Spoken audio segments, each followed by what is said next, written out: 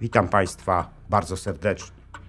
W moim dzisiejszym filmie opowiem Wam o tym, jak polscy urzędnicy uratowali w marcu 1939 roku grupę prawie 5000 Żydów z czeskiej Pragi, którzy obawiali się o swoje życie po tym, jak Hitler zajął Czechosłowację i mogli przybyć do Polski.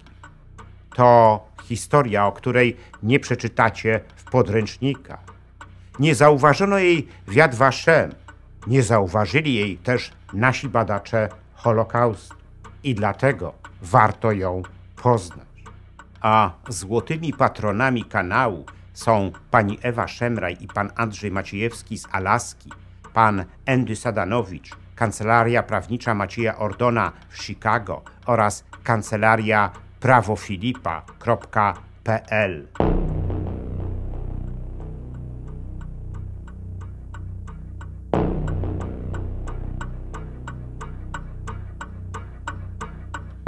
Dochodziło południe 16 marca 1939 roku. Na biurko starosty Warszawy-Śródmieście Tadeusza Modelskiego trafiła depesza z Korpusu Ochrony Pogranicza. Informowano w niej, że przy granicy z Polską od strony Czechosłowacji oczekuje grupa prawie 5000 Żydów wysiedlonych z Pragi. W depeszy nadmieniono, że usiłuje ona przedostać się do Polski. Jednak tylko część z nich dysponuje ważnymi paszportami. Z tego właśnie powodu w depeszy znalazła się pilna prośba o instrukcję odnośnie dalszego postępowania naszych pograniczników w tej sprawie. Czytając tę depeszę, Tadeusz Modelski zastanawiał się nad telefonem do ministra spraw wewnętrznych, generała Felicjana Sławoja Składkowskiego, który był jednocześnie premierem. W gruncie rzeczy była to sprawa będąca w jego kompetencjach. Po jakimś czasie do gabinetu Modelskiego wszedł właśnie Składkowski w towarzystwie swojego sekretarza Jerzego Sawickiego. I nie była to wcale nieoczekiwana wizyta. Składkowski już wcześniej informował Modelskiego, że zamierza dokonać inspekcji kierowanego przez niego starostwa, nad którym jako szef MSW sprawował nadzór w zakresie bezpieczeństwa państwa. Modelski ucieszył się bardzo, widząc Składkowskiego i od razu poinformował go o tym, że ma o wiele pilniejszą sprawę, którą chciałby mu przedstawić. Gdy obaj usiedli przy stole, Modelski zreferował Składkowskiemu treść depeszy KOP-u, którą właśnie otrzymał. Następnie zapytał szefa MSW, czy w zaistniałej sytuacji wyraża zgodę na jednorazowe otwarcie przejść granicznych z Czechosłowacją, które były wówczas zamknięte, motywując to względami humanitarnymi. Składkowski po chwili namysłu wyraził swoją zgodę na takie działanie, ale zalecił Modelskiemu, aby działał dyskretnie w tej sprawie. Modelski zapewnił premiera, że będzie w stanie zapewnić tym nieszczęsnym ludziom stojącym na granicy z Polską potrzebne dokumenty oraz zbada wszelkie możliwości uzyskania dla nich wiz do innych krajów, mniej zagrożonych agresją Hitlera. Na odchodne Składkowski rzucił do Modelskiego jeszcze słowa: niech pan działa, ma pan moje poparcie.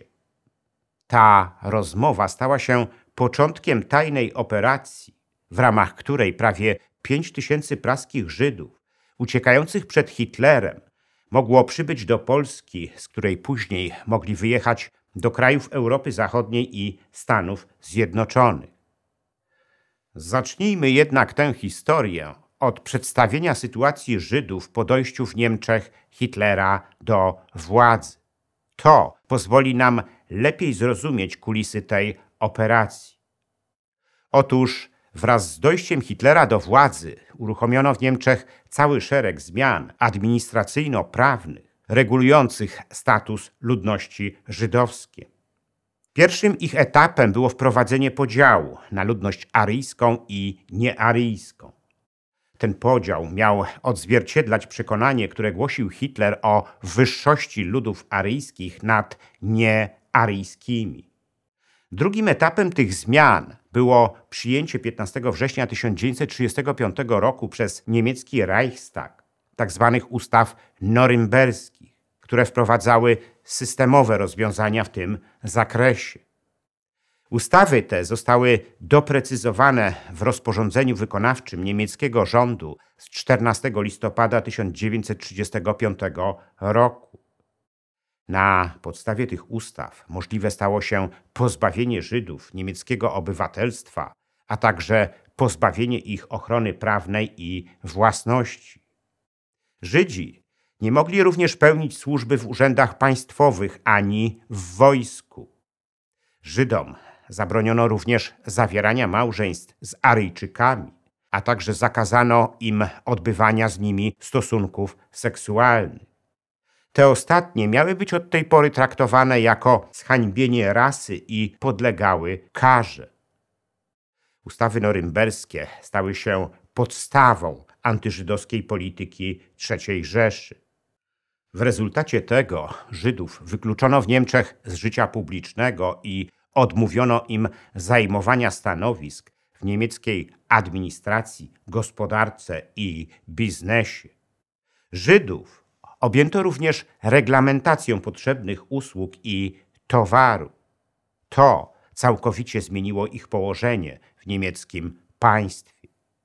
W rezultacie tego już w pierwszych 3 latach obowiązywania ustaw norymberskich Niemcy opuściło prawie 170 000 Żydów. Jeszcze większe nasilenie tej emigracji nastąpiło po aneksji Austrii w marcu 1938 roku. Żydzi, którzy zdecydowali się pozostać w III Rzeszy, byli brutalnie prześladowani. Chodziło o to, aby ostatecznie zmusić ich do opuszczenia kraju.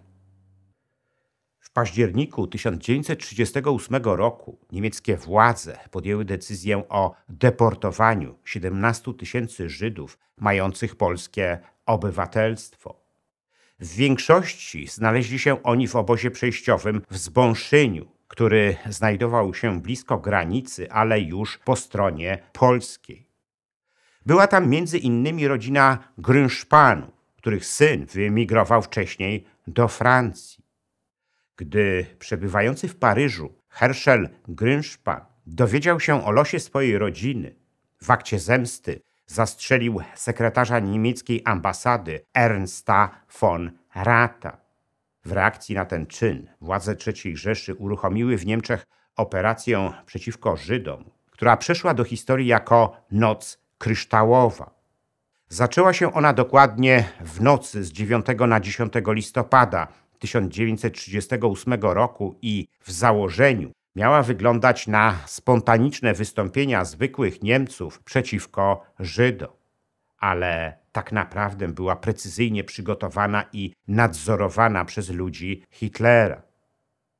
W trakcie Nocy Kryształowej spłonęło 171 żydowskich synagog, zniszczono prawie 7,5 tysiąca żydowskich sklepów, zdemolowano setki żydowskich domów i cmentarzy, zamordowano kilkudziesięciu Żydów, a prawie 30 000 z nich wysłano do obozów koncentracyjnych. Noc Kryształowa spowodowała przerażenie wśród niemieckich Żydów.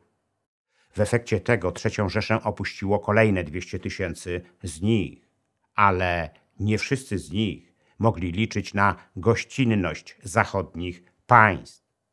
Te ostatnie zazwyczaj zasłaniały się wykorzystaniem limitów imigracyjnych i blokowały ich wjazd. Swoistym symbolem niechęci zachodnich państw wobec uciekających żydowskich imigrantów stała się historia niemieckiego liniowca St. Louis, o której już Państwu opowiadałem w jednym z moich poprzednich filmów. Zachód był całkowicie bierny wobec prześladowań Żydów w III Rzeszy. Tą bierność zachował również wtedy, gdy w marcu 1938 roku Hitler zajął Austrię, a rok później Czechosłowację. W tej ostatniej mieszkało prawie 400 000 Żydów, co stanowiło 2,4% czechosłowackiego społeczeństwa. Ale była to spora część czechosłowackich elit. Wielu czechosłowackich Żydów było przedsiębiorcami, lekarzami, prawnikami, naukowcami. Co ciekawe, czechosłowaccy Żydzi posługiwali się językiem niemieckim i chyba dlatego władze tego państwa traktowały ich jak Niemców. Gdy 15 marca 1939 roku III Rzesza, łamiąc układ monachijski, zajęła Czechosłowację, czechosłowaccy Żydzi wiedzieli już, że muszą uciekać z kraju, bo za chwilę będą prześladowani.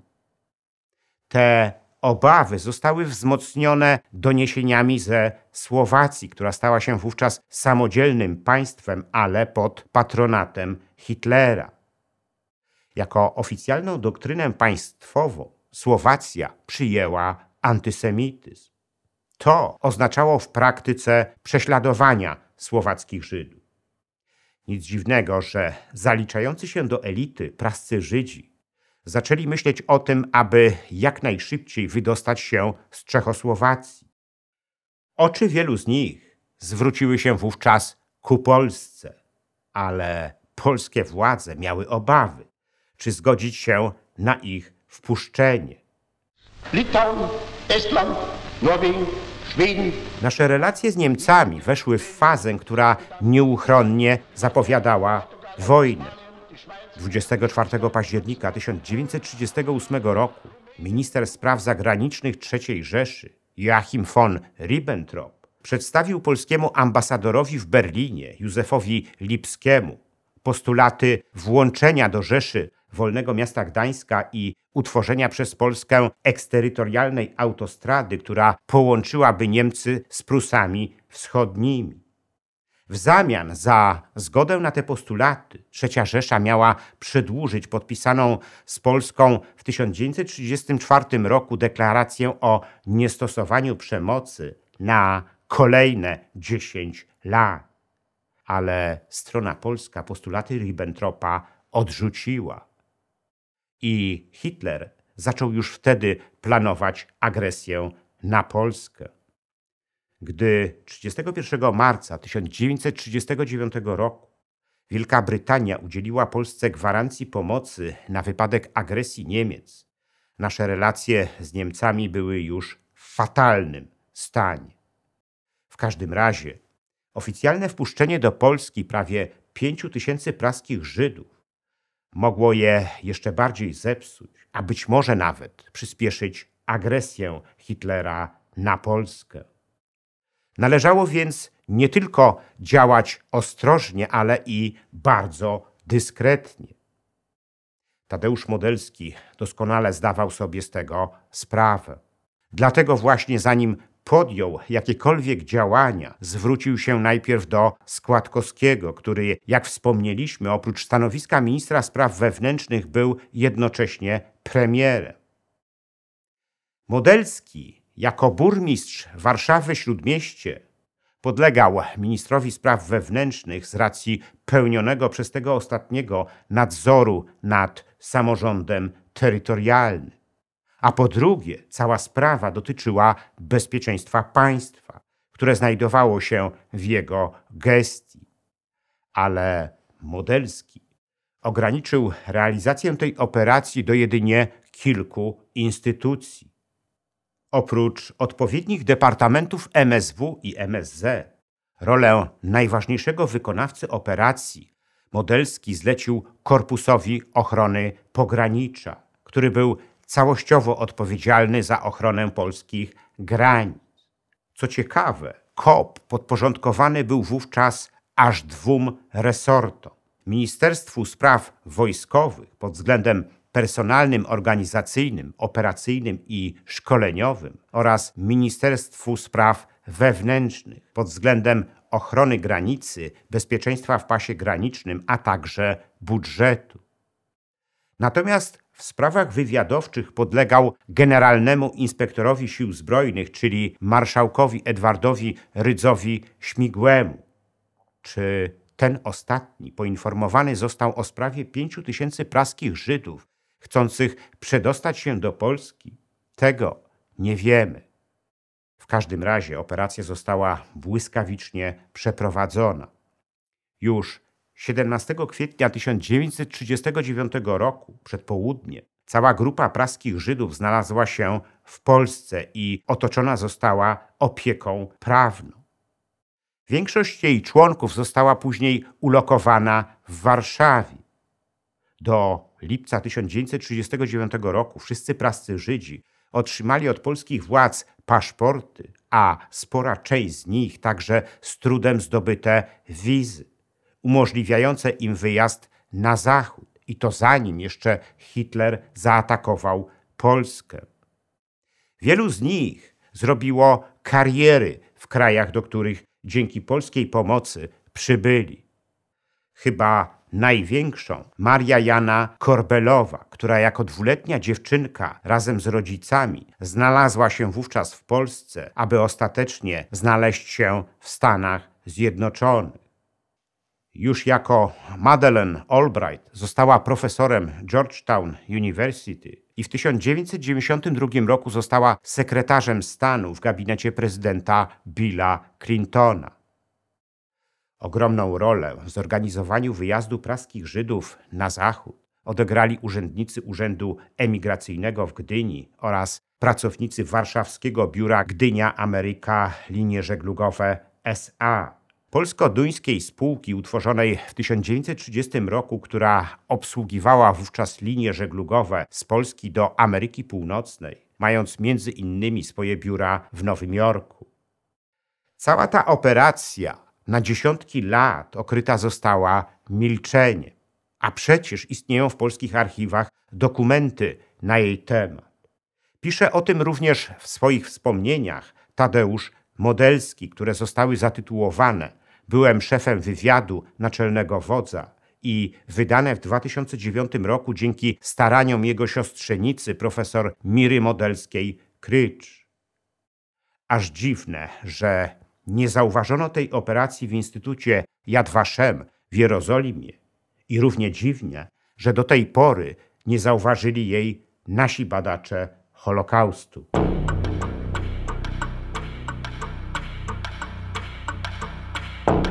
W następnym moim filmie opowiem wam o cudzie, jakiego na Jasnej Górze we wrześniu 1926 roku doświadczył Józef Wałęsa. Dowiecie się, jak go to odmieniło i co oprócz nazwiska łączyło go z naszym byłym prezydentem Lechem Wałęsą. To historia mocno osadzona w polskiej duchowości. Ten film zatytułowałem „Cud Wałęsy”. Gorąco zapraszam do oglądania.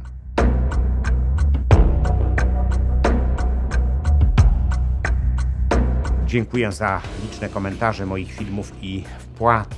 W sposób szczególny chciałbym podziękować złotym patronom, którymi są pani Ewa Szemraj i pan Andrzej Maciejewski z Alaski, pan Andy Sadanowicz, Kancelaria Prawnicza Macieja Ordona w Chicago oraz Kancelaria prawofilipa.pl, a także srebrnym patronom, wśród których są panowie Dariusz Kwoka, Michał Rychwalski, Dariusz Wietrzykowski, Artur Drogosz, Arkadiusz Strykowski, Wojciech Trojan, Jan Duda oraz Kongres Polonii Kanadyjskiej z okręgu Toronto i Stowarzyszenie Nasza Polonia z Australii. Zachęcam wszystkich do wspierania mojego kanału, co pozwoli na jego dalszy rozwój. Teraz można to zrobić nie tylko przez patronite.pl. Szczególnie dla patronów zagranicznych przydatne są możliwości bezpośredniego wsparcia na YouTube w formie jednorazowej wpłaty klikając „Podziękuj”, a także cyklicznych wpłat klikając „Wesprzyj” na dole ekranu. Wpłat można też dokonywać przez PayPal oraz bezpośrednio na moje konto bankowe, którego numer widzicie teraz na ekranie. Więcej informacji na temat wspierania kanału na różne sposoby znajdziecie w opisie pod filmem.